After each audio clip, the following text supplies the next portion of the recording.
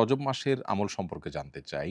রজব মাস শুরু হয়েছে। এটি রমাদানের আগমনী বার্তা বাহক মাস। রমাদানের ক্ষণ গণনা শুরু হয়ে যায় সাধারণত রজব মাসের শুরু থেকেই। সেই দৃষ্টিকোণ থেকে একটি গুরুত্বপূর্ণ এবং তাৎপর্যপূর্ণ মাস। রজব মাসের আলাদা একটা তাৎপর্যের বিষয় হলো এটি সম্মানিত ৪ মাসের এক মাস।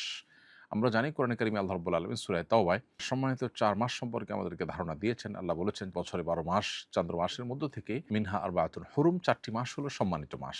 আর এই ৪টি মাসের মধ্যে ৩টি ধারাবাহিক, জিলকদ, জিলহজ, মুহররম, আর চতুর্থ মাসটি হলো এই মাসটি যেটি শুরু হয়েছে রজব মাস। অতএব সম্মানিত মাস হিসাবে এই মাস সম্মানিত মাস যাচ্ছে সেই ধারণা আমাদের মধ্যে বদ্ধমূল থাকা, সেই চিন্তা আমাদের মাথায় থাকা এবং সম্মানিত মাসের সম্মান রক্ষার্থে গুনাহ পাপাচার থেকে বেশিরভাগ বেঁচে থাকার চেষ্টা করা এবং রুটিন যে নেক আমলগুলো আছে সেগুলো বিশেষ যত্নের সাথে করা, যেহেতু সম্মানিত মাস যাচ্ছে এ হলো মোটামুটি করণীয়। এর বাইরে সম্মানিত মাস রজব মাস উপলক্ষে আলাদা কোনো আমল, আলাদা কোনো নামাজ, আলাদা কোনো রোজা, উমরা এগুলোর কোনো কিছু শরিয়া দ্বারা সাব্যস্ত নয়। উমরা রজবিয়া বা রজব মাসের উমরা বা রজব মাসের নফল নামাজ, নফল রোজা এরকম অনেক কিছু আমাদের সমাজে প্রচলিত আছে, এগুলোর কোনোটির কোনো ভিত্তি নেই। অর্থাৎ এক কথায় রজব মাসকে কেন্দ্র করে স্পেসিফিক বা সুনির্দিষ্ট কোনো আমল কোরআন বা বিশুদ্ধ কোন হাদিস দ্বারা সাব্যস্ত হয়নি। তবে সম্মানিত মাস হিসাবে এই মাসের প্রতি সম্মান প্রদর্শন সেটি এই মাসে পাপাচার না করার মধ্য দিয়ে আমাদের করতে হবে। আল্লাহ বলেছেন যালিকাদ দীনুল কাইয়্যিম ফালা তাজলিমু ফীহিন্না আনফুসাকুম, সম্মানিত মাসগুলোতে তোমরা গুনাহ এবং পাপাচারের মাধ্যমে নিজেদের প্রতি নিজেরা অবিচার করো না।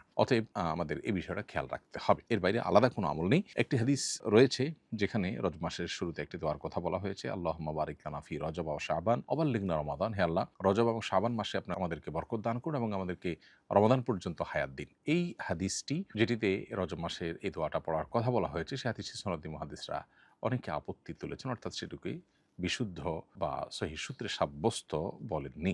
অনেকের মতে এটি আমলযোগ্য জাস্ট ফজিলতের বিষয় হওয়ার কারণে এটি পরিপূর্ণভাবে সহিহ সূত্রে সাব্যস্ত না হওয়া সত্ত্বেও এটার উপরে আমল করা যেতে পারে। জাস্ট এটুকু। এর বাইরে রজব মাসকে কেন্দ্র করে আলাদা কোনো আমলের বিষয় সাব্যস্ত হয়নি। রজব মাসের প্রথম রাতকে বিশেষ দোয়া কবুলের রাত হিসাবে মনে করে ইবাদত করলে কিংবা দোয়া করলে তা বেদাত হিসাবে গণ্য হবে কিনা। রজব মাসের প্রথম রাত দোয়া কবুলের বিশেষ রাত হিসাবে কোরআন হাদিসে কোথাও সাব্যস্ত হয়নি, বিধায় এই রাতকে কোরআন হাদিসের আলোকে আপনার ফজিলতপূর্ণ রাত মনে করা বা সে অনুযায়ী এই রাতকে পালন করা এটার কোনো সুযোগ নেই, এটা বেদাতে পরিগণিত হবে। ইমানদার যে কোনো সময় দোয়া করতে পারেন এবং কবুল হওয়ার সম্ভাবনা থাকে, সেই জায়গা থেকে রজব মাসের প্রথম রাত হোক, দ্বিতীয় রাত হোক, এই রাতগুলো যে কোনো রাতেই আপনি দোয়া করতে পারেন, সেটা ভিন্ন বিষয়। এক রাকাতে একই সূরা একাধিক জায়গা থেকে তেলাওয়াত করা যাবে কিনা।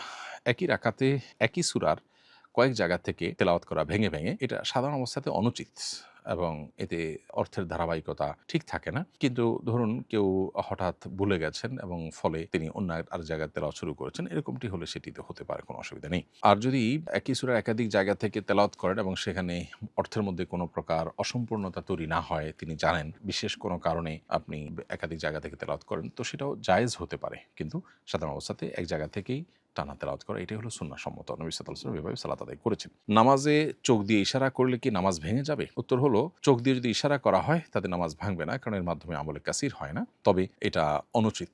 নামাজের মধ্যে নামাজের প্রতি যে মনোযোগ থাকা দরকার, খুজু থাকা দরকার, মনোযোগের পাশাপাশি যে শারীরিক স্থিরতা প্রয়োজন নামাজের জন্য, এই চোখ দিয়ে ইশারা করা কাউকে নামাজের মধ্যে এটা তার খেলাফ এবং পরিপন্থী, বিধায় এটা নামাজের গুণগত মানকে কমিয়ে দেয়। সেজন্য নামাজের প্রতি মনোযোগিতার স্বার্থে এই রকম কোনো আচরণ করা থেকে আমাদেরকে বিরত থাকতে হবে।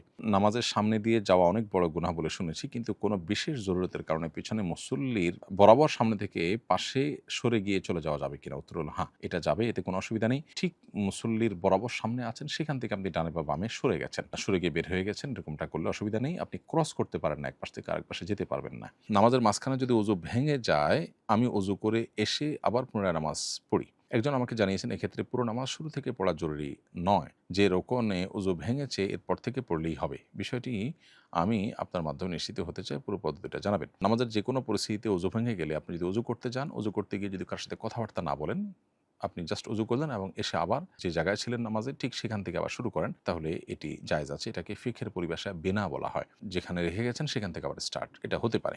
আর যদি আপনি এসে শুরু থেকেই নামাজ পড়ে নেন, সেটা সবচেয়ে উত্তম এবং নিরাপদ। আসুন্নাহ ফাউন্ডেশন, উম্মার স্বার্থে সুন্নাহর সাথে।